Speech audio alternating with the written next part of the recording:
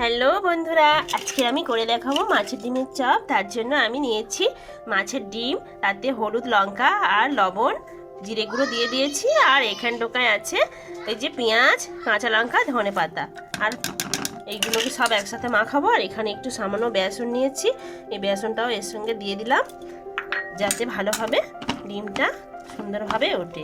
এটাকে ভালো করে আমি হাত দিয়ে মেখে 10 মিনিটের জন্য রেস্টে দেবো। কড়াইতে তেল দিয়ে দিয়েছি, তেল গরম হচ্ছে। আর আমি এখানে 10 মিনিট হয়ে গেছে, মাছের ডিমগুলো আমি এইভাবে কড়াইতে ছোট ছোট করে বড়ার আকারে দিয়ে দেব।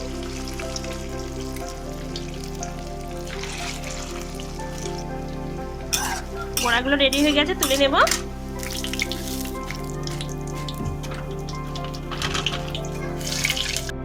মাছের ডিমের চপ একেবারে রেডি।